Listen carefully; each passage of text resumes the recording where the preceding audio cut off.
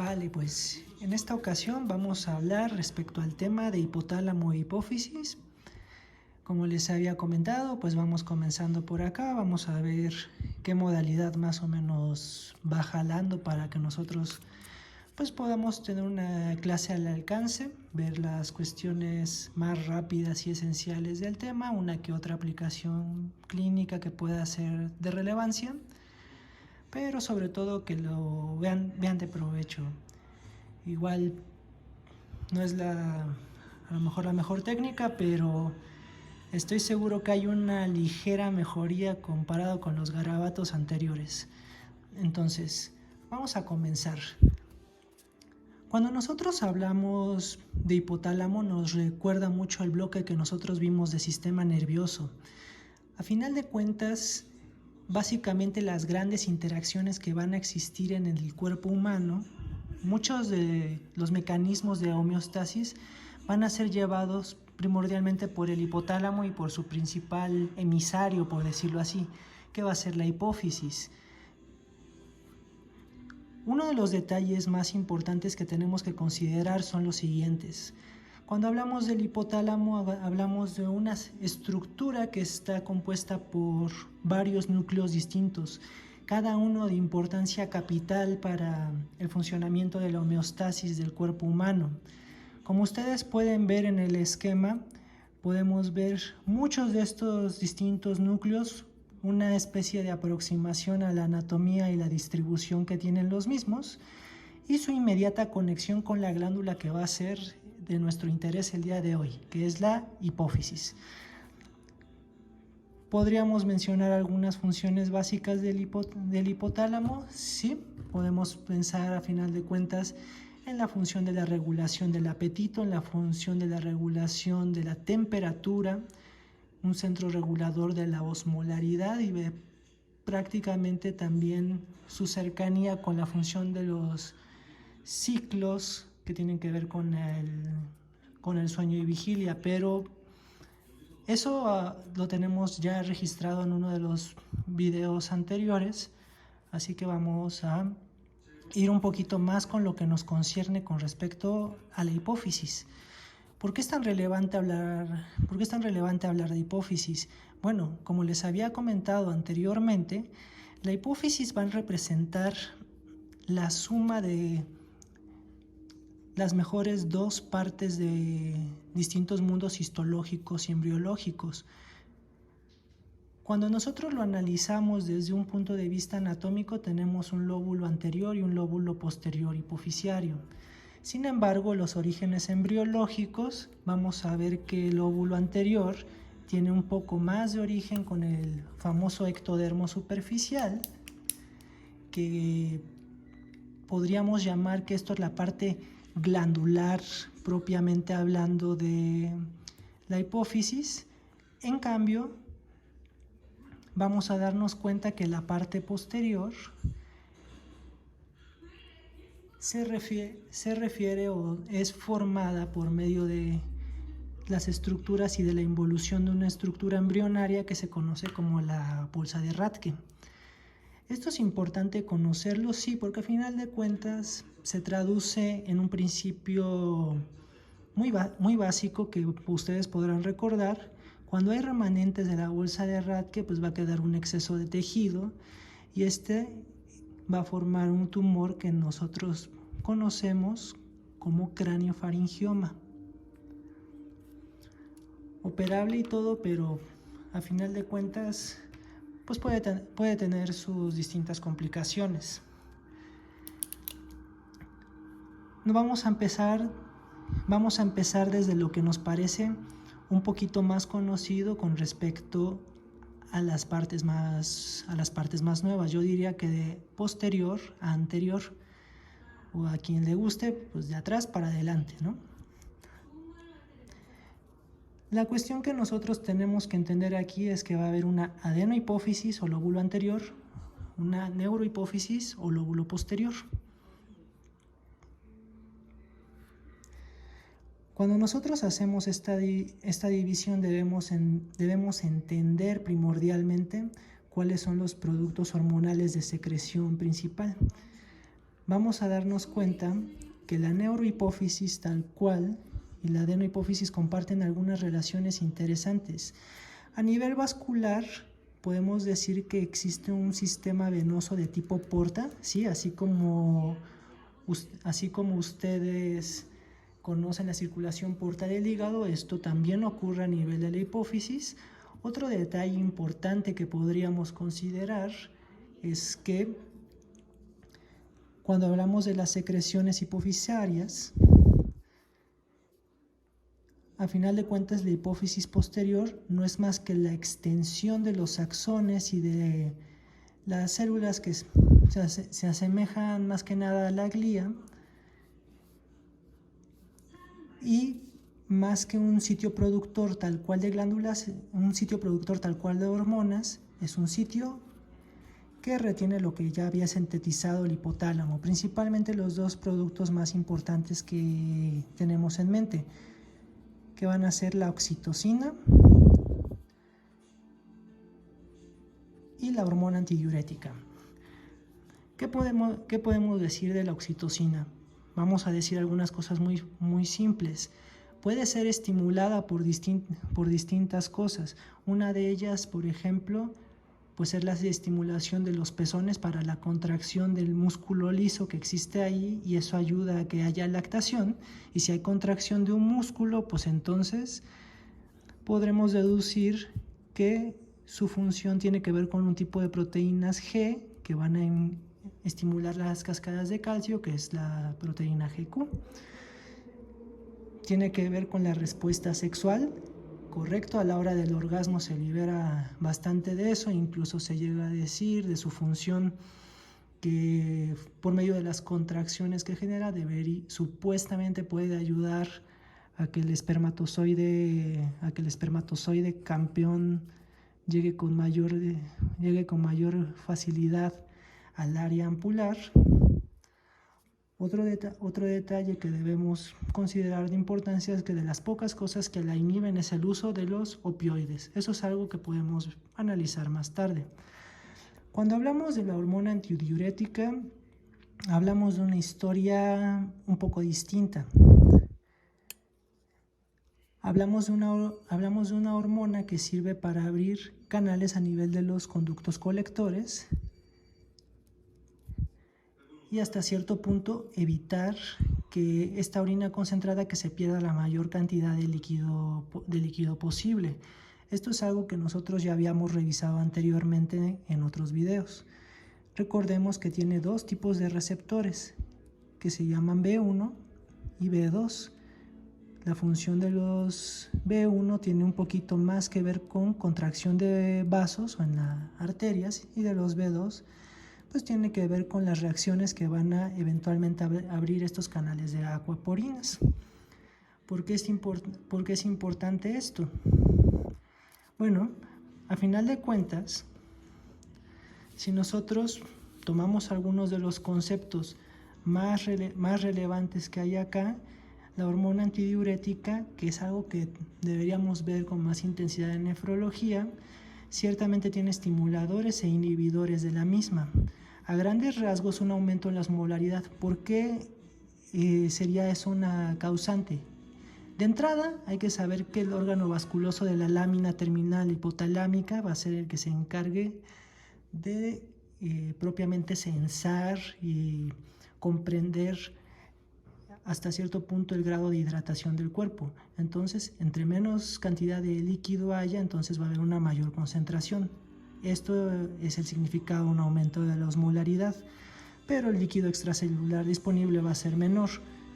A final de cuentas, pues estos son las grandes señales que nos van a interesar mayormente.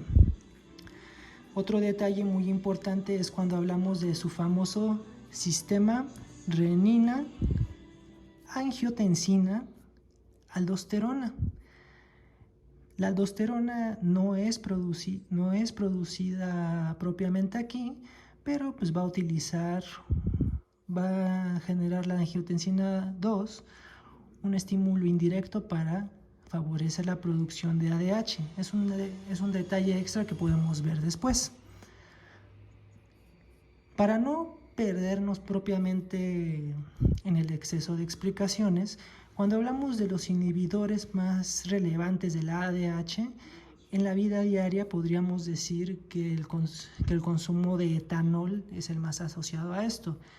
Y a todos pues, nos ha pasado, pues te vas al bar, te echas una chela, te echas dos, como que de repente orinas muy fácil, pues te entra el ámbito de la fiesta y a final de cuentas pues las famosas crudas no son más que sintomatología derivada de una deshidratación prolongada hasta cierto punto. ¿Qué podemos sacar de relevancia de aquí? Muy simple. Si volvemos a nuestros principios hipotalámicos, nos daremos cuenta que tanto la oxitocina como la hormona antidiurética, que también es conocida como arginina vasopresina, entonces recuerden de qué aminoácido va a venir, arginina, van a sintetizarse principalmente en el núcleo supraóptico y el núcleo paraventricular. Ambas se producen en estos dos núcleos distintos, pero en general una tiene mayor predominio con respecto al otro. Eso es lo más importante que ustedes tienen que saber en este punto. De la ADH, la gran cuestión clínica que ustedes tienen que saber es que en la vida pasan muchas cosas, tumor mediante, infarto cerebral mediante, o muchas otras explicaciones mediante, y una de ellas es que estos núcleos dejen de funcionar o que no haya una respuesta adecuada a la hormona antidiurética. Y esto es lo que se traduce en lo que conocemos anormalmente como diabetes insípida. ¿Por qué le decimos diabetes insípida literalmente a esto? Bueno, como ustedes sabrán, pues diabetes mellitus, la parte de mellitus significa miel, pero aquí no está ese sabroso término porque el azuquita ni nada de eso tiene que ver con este problema. Lo que sí está ocurriendo es lo siguiente. Vamos a plantearlo de la siguiente manera. Vamos a pensar en el caso normal de una persona. La osmolaridad plasmática normal, vamos a decir que es unos 300 miliosmoles más menos 20, ¿no? La osmolaridad urinaria, pues vamos a chutarnos que son unos 800 miliosmoles. Esta es la situación basal, entonces no vamos a dictaminar alguna cosa particular, y tenemos aquí una sección que se llama desmopresina, que la desmopresina no es más que un análogo de la hormona antidiurética. Pero ¿qué sucede? A final de cuentas, en la diabetes insípida lo que le puede ocurrir a los individuos es que si el daño se encuentra a nivel del hipotálamo, entonces va a perder la capacidad de retener líquidos. Eso quiere decir que se va a perder mucha agua. ¿Qué va a pasar con la osmolaridad aquí a grandes rasgos? ¿Qué se les ocurre? Un segundito para pensar. Pues va a incrementarse. ¿Por qué? Porque estoy perdiendo líquidos indiscriminadamente. Y la diabetes insípida nefrogénica o periférica, y la primera es central o nerviosa, también va a experimentar un cambio de aumento de su osmolaridad. Existe una deshidratación. Nada más que aquí hay una diferencia muy importante. En general, nuestro sistema renal puede concentrar la orina más o menos hasta 1200 miliosmoles de ser necesario en el caso de una deshidratación pues considerable. Pero lo que va a pasar aquí es que al perder grandes cantidades de agua, aunque tire soluto en la orina, va a encontrarse sumamente disminuido. Hay una disminución de la osmolaridad urinaria. hormona antidiurética central, literalmente donde se produce. ¿Qué es lo que va a ocurrir aquí? Pues muy baja o de plano no hay. Entonces, a la hora de nosotros administrar este análogo del ADH, la desmopresina, vamos a darnos cuenta que hay una respuesta que va a hacer que la osmolaridad urinaria vuelva a aumentar. A final de cuentas, ¿cuál es el caso de la nefrogénica? Lo que hemos comentado en varias ocasiones. Puede haber, sí que puede existir propiamente la hormona antidiurética presente en el plasma, pero puede haber un defecto a nivel de los receptores y que no se reconozca ni actúe de la manera adecuada. Entonces, aunque sí la tengas, es como medio irrelevante. Aquí hay algunas mutaciones medio sofisticadas e interesantes a analizar, pero un ejemplo un poquito más aterrizado a la vida diaria de los médicos es el consumo de litio, que normalmente se puede utilizar este medicamento que tiene una función sobre los canales de sodio, pero también puede inducir a una diabetes insípida de tipo nefrogénica, que normalmente esto es utilizado para personas que tienen problemas como la bipolaridad, por ejemplo. Entonces, vamos a darnos cuenta que la ADH plasmática puede estar hasta normal o incluso puede estar elevada, y la respuesta a la desmopresina en realidad no es muy buena. Esto es lo más esencial que ustedes tienen que entender. Ahora volvamos un poco a la primera parte. Ya estamos entendiendo algunas de las interacciones más relevantes al respecto. ¿Qué es lo que podemos decir? Si se fijan, anotamos una larga lista de hormonas que se distribuyen ya sea a nivel del hipotálamo o a nivel de la hipófisis. Pero es necesario complicar tanto las cosas. No realmente. A final de cuentas, recuerden que todas las hormonas hipotalámicas en general la mayoría van a conocerse como las liberadoras, o incluso en algunas fuentes se dicen como liberinas. Y eso la descartará de las hormonas hipofisarias. Cuando nosotros hablamos de hormonas hipofisarias y nos volvemos a remitir primordialmente a la adenohipófisis, aquí ya empieza lo bueno. Lo digo porque en esta parte en general los libros de fisiología se enfocan más a la hormona del crecimiento y a la prolactina, ya que el resto de las hormonas que nosotros tenemos acá pues se van a ver en sus capítulos respectivos. Podemos comenzar por algunos detalles. Vamos a darnos cuenta que existen específicamente células que van a producir hormonas dependiendo de la especificidad de la célula. Va a haber células que producen hormona de crecimiento que, si se dan cuenta, y es importante recordarlo, es no exagerado, pero es la mayoría de los grupos celulares que existen en la hipófisis, seguido de las corticótrofas y de las lactótrofas. Pero en realidad, si se fijan, este tipo de cosas ya no parece tan relevante a grandes rasgos. Si nosotros volvemos a tomar un ejemplo histológico del asunto, vamos a darnos cuenta que para evitarnos complicaciones, dependiendo de la tinción que adquieren los distintos grupos celulares, vamos a ver que existen células acidófilas y basófilas. Incluso existen algunas que se llaman cromófobas, pero en general no tienen una función glandular tan relevante. Cuando nosotros hablamos de las células acidófilas, Vamos a ponerlo con una mnemotecnia muy práctica que, gracias a Dios, funciona en español.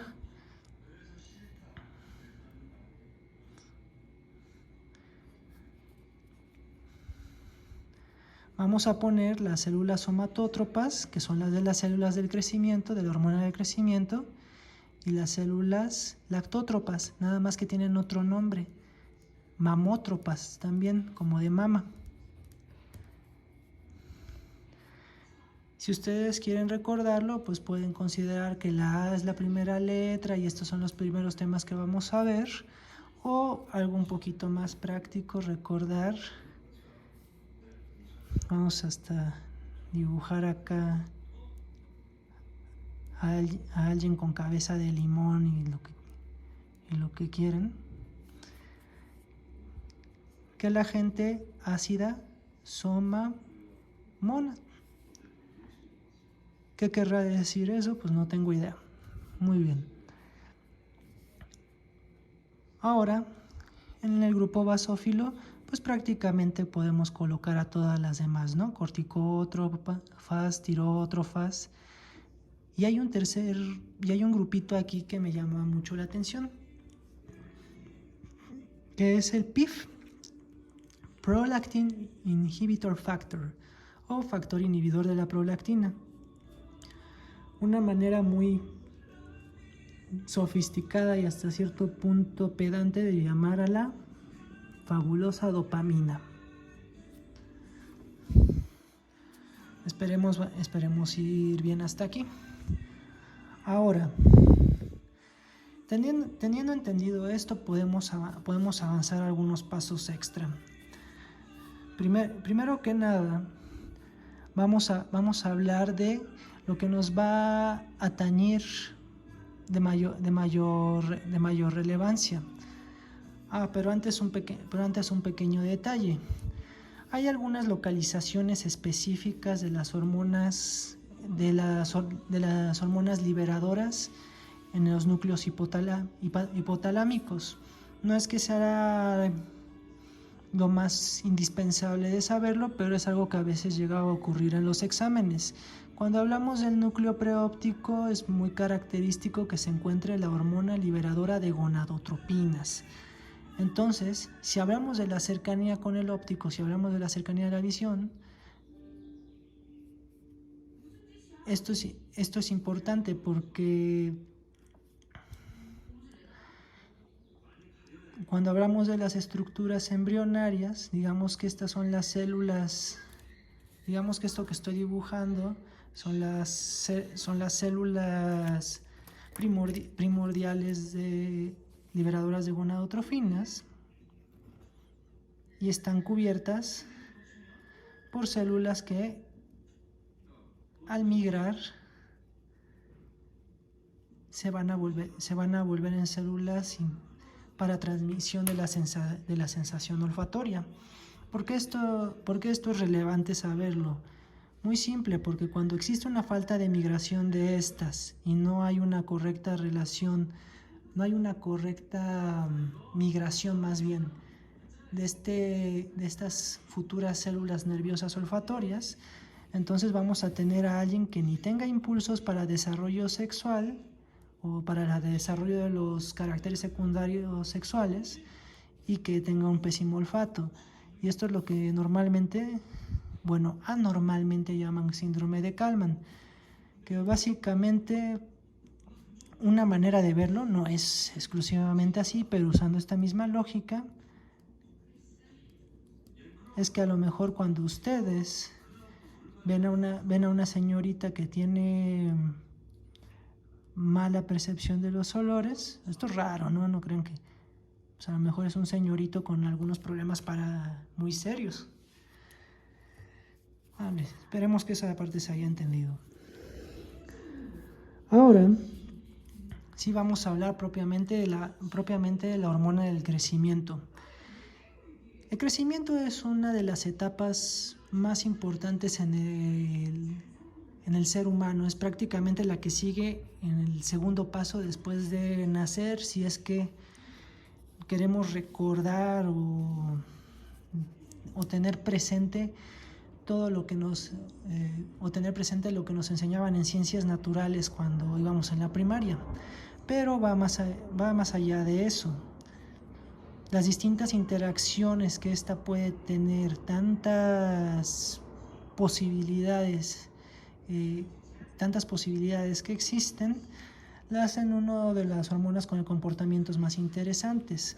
Uno de estos detalles es el hecho de que, por ejemplo, las hormonas se pueden liberar continuamente o se pueden liberar en pulsos. Es decir, continuamente sería todo el tiempo, y en pulsos quiere decir hay ratos sí, a ratos no, hay algunas horas del día más que otras. Como eso tiene un poquito más de relevancia a la hora que hablemos de el lado del cortisol. ¿Cómo es esto relevante? Cuando nosotros hablamos de la hormona del crecimiento, mencionamos unos cuantos detalles de importancia. Primero que nada, la hormona del crecimiento no suele funcionar directamente por sí misma. ¿A qué me estoy refiriendo? Me estoy refiriendo a que la hormona del crecimiento tiene la capacidad de estimular a nivel del hígado a quien sería su principal emisor, que será el factor símil de insulina de tipo 1. Bueno, si hay un tipo 1, ¿tiene que haber un tipo 2? Sí, por supuesto. Nada más que la diferencia a grandes rasgos del tipo 2 es que su funcionamiento va un poquito más del lado del periodo embrionario.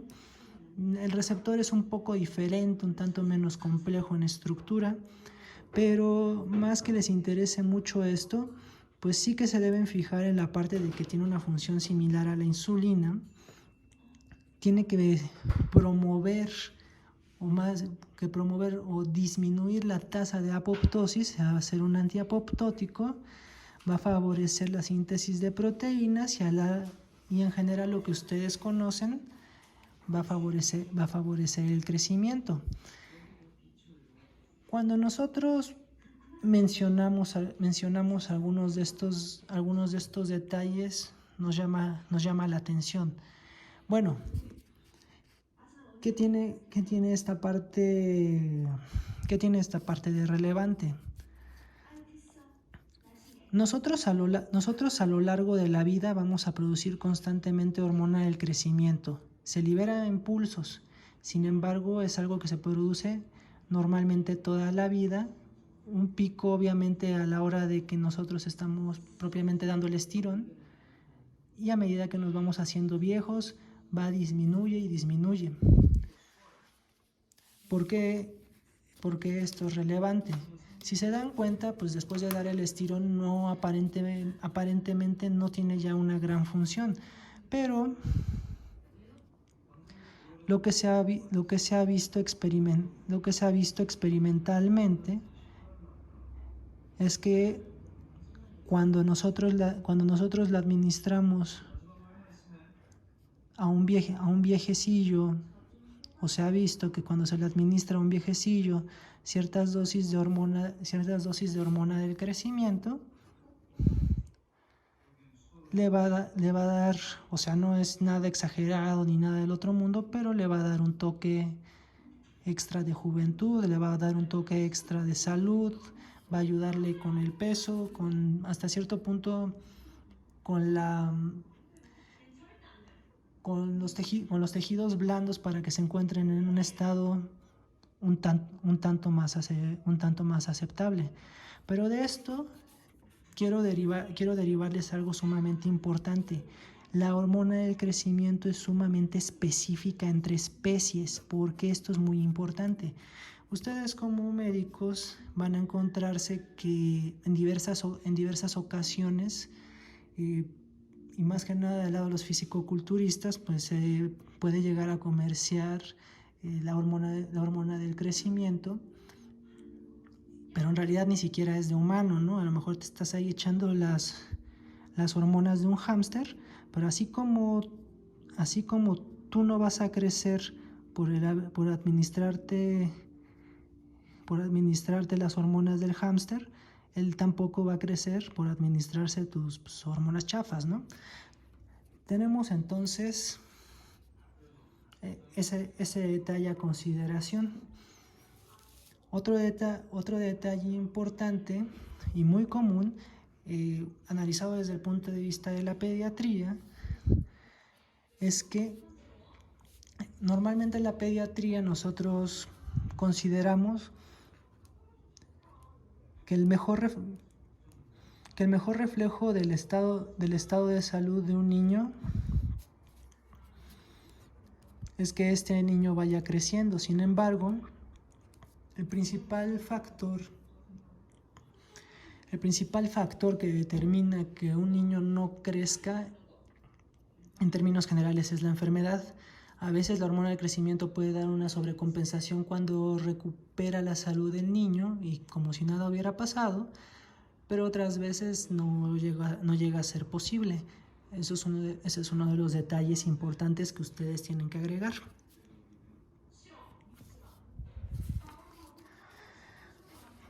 Cuando nosotros también hablamos de la hormona del crecimiento, tenemos que pensar en los factores que la estimulan y que la inhiben. Pero antes de hablar de eso, pues tenemos que mencionar las dos grandes caras de la enfermedad de la hormona del crecimiento, que es un exceso en la respuesta de la misma o en la emisión de la misma, y otro es que sencillamente no funcione, que son los dos extremos de la enfermedad en este caso, que es el gigantismo versus el enanismo. ¿Cómo será diferente? Bueno, en general, para ser un gigante, lo que requieres es que tus discos de crecimiento aún no hayan cerrado. Esto es muy importante que lo recuerden, porque una vez que se encuentran cerrados, el cuadro clínico que va a causar es el de la famosa acromegalia, que básicamente pues más alto no te va a hacer, pero sí te va a hacer un tanto más narizón, un tanto más trompudo, un tanto más granosito, y pues vas a tener aquí unas manos buenas para los aplausos. Bueno, sí tiene 5 dedos, ¿eh? Entendido este detalle, deben considerar que va a haber un crecimiento de los tejidos blandos a grado de que también el corazón va a experimentar algo de esto. Normalmente la causa más común de fallecimientos en los pacientes con acromegalia pues son problemas del corazón, mismo que problema con el gigantismo, pues a final de cuentas también trabaja con un cuerpo más grande, está más complicado el reto de llevar la nutrición y llevar la adecuada perfusión. ¿Cómo podemos darle relevancia a esto? Cuando nosotros hablamos de un enano, hay distintos tipos de enanismo. Cuando, por ejemplo, no hay un receptor adecuado para estos, puede existir el famoso enanismo del Aarón, o en ciertos grupos étnicos como el grupo de los pigmeos no hay un receptor adecuado para la hormona del crecimiento. Eso es lo que nosotros tenemos que considerar ahí. ¿Qué otro detalle importante hay? Hay algunas cositas más intensas relacionadas con la insulina y la hormona del crecimiento, pero tampoco nos vamos a meter demasiado por ahí. Ahora tenemos también que distinguir que no es lo mismo un enano que una persona que tiene acondroplasia. Si ustedes recuerdan, el acondroplásico pues generalmente tiene una mutación a nivel del factor de crecimiento fibroblástico y pues normalmente no tienen una distribución tan armónica de los tejidos, tienen tamaños de cabezas normales y hasta troncos pueden ser normales, pero tienen pequeñas extremidades. Esto se relaciona normalmente, si no mal recuerdo, creo que con mutaciones del cromosoma 13, pero esa no estoy muy seguro en estos momentos. En cambio, el enano del problema de la hormona del crecimiento se darán cuenta que tiene una relación más armoniosa entre los distintos segmentos de su cuerpo. ¿Qué es importante la relación aquí con la fisiología? Vamos a ver que la hormona de crecimiento también es estimulada o inhibida por distintos factores. El más importante que ustedes tienen que considerar es que la hormona del crecimiento, cuando tienes bajos niveles de glucosa, va a producirse en mayor cantidad. Cuando hay arginina, que la arginina a final de cuentas va a ser prácticamente significativa de que hay un balance nitrogenado positivo, quiere decir que hay síntesis de proteínas, por ejemplo en la pubertad, en el ejercicio o hasta en el estrés, damos el estirón. Un estimulador de esto también es el sueño profundo, que a diferencia del sueño REM, que es el de movimientos oculares rápidos, no hay tanta secreción de hormona del crecimiento. ¿Por qué esto es relevante? Porque cuando una persona tiene gigantismo, una de las pruebas que se llega a hacer es una prueba de administración de glucosa, en que si ustedes usaran la fisiología normal, debería suprimir los niveles de hormona del crecimiento, pero en el caso de un gigante que está produciendo una hormona por algún tumor hipofisario, no va a causar una respuesta la glucosa, lo cual lograría en niveles normales. Eso es uno de los detalles más importantes que tenemos que considerar.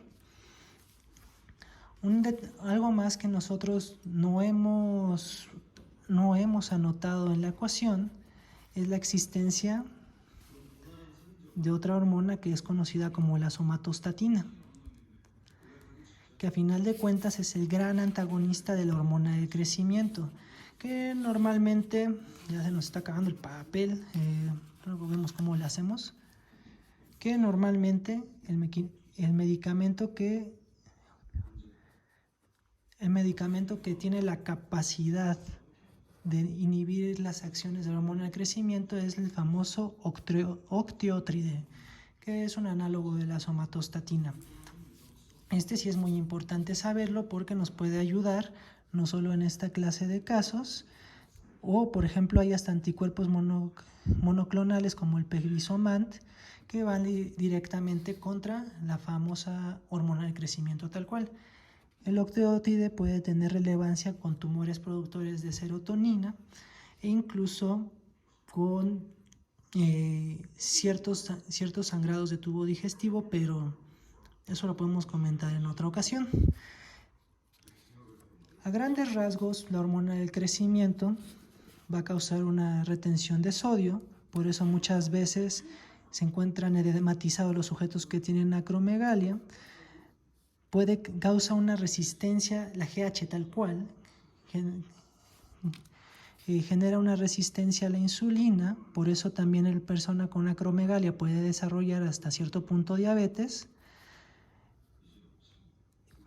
Y realmente otro estudio que nosotros podemos hacer, que en realidad es más recomendable, es medir los niveles de IGF, el factor símil de insulina 1 plasmático, para llegar a este diagnóstico que es un poco más fiable que directamente medir la hormona.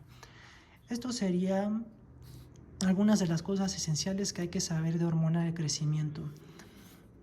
De la prolactina, que es lo único que nos falta en este momento, sabemos que la prolactina pues, tiene la función de favorecer la proliferación de los conductos galactóforos para que haya la proliferación de leche. Entonces, estímulos que la van a causar en circunstancias normales pues van a ser el embarazo y el amamantamiento tal cual. El estrés es muy importante considerarlo aquí, a diferencia de las otras jaladas donde dicen, es que el estrés causa todo, sí, sí es cierto, pero cuando estás midiendo los niveles de prolactina de alguien, cualquier enfermedad o cualquier cambio en la fisiología normal puede generar un incremento a nivel de la prolactina. Esto tienes que tener un tanto más de cuidado. Y también en los tumores, por ejemplo, que producen hormona liberadora de tirotropina, como en cuadros tiroideos severos, pues se puede llevar acompañado de un aumento de la producción de prolactina.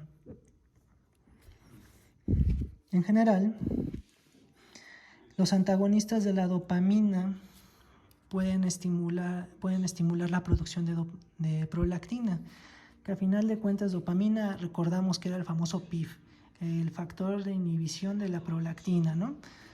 ¿Cómo funciona? ¿Cómo podría tener relevancia esto?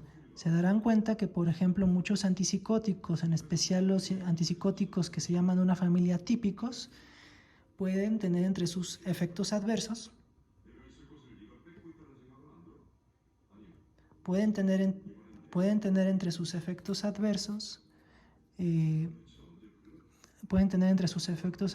la aparición de prolactinemia y galactorrea, que es que literalmente pues de la shishi salga leche, ¿no? O algo medio parecido a eso. ¿A los hombres les sale? Pues no, porque no tenemos ese mismo grado de desarrollo de los túbulos galactóforos. Finalmente, pues misma cuestión, y prácticamente aquí tienes el tratamiento. Normalmente el exceso de una hormona hipofisaria se puede deber a un tumor, que son los famosos adenomas hipofisarios, que pueden ser macroadenomas o microadenomas. Número mágico, 1 centímetro, más macro, menos micro.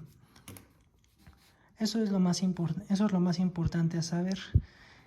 Clásicamente los libros les van a decir que la bromocriptina es un agonista que va a disminuir el tamaño de los tumores que secretan prolactina. Jala bien, pero misma función, mismo mecanismo, más efectividad, uno que se llama cabergolina. Eso es uno de los detalles más importantes a desarrollar. El tratamiento médico puede funcionar aquí, pero también es muy importante el rol del tratamiento quirúrgico, ya que por medio de las cirugías con abordajes esfenoidales, que literalmente es meterte ahí un tubo endoscópico por la nariz para acceder a la silla turca, puedes tratar los cuadros de tumores de la pituitaria. Es importante saberlo, es un conocimiento general de la medicina y es una aplicación adecuada de su fisiología.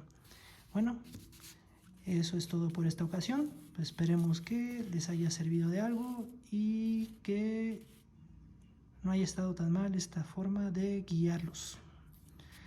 Si te gustó, comparte. Andamos en pandemia, otros estudiantes de medicina. Pues tratemos de mantener el conocimiento fluyendo. Hasta la próxima.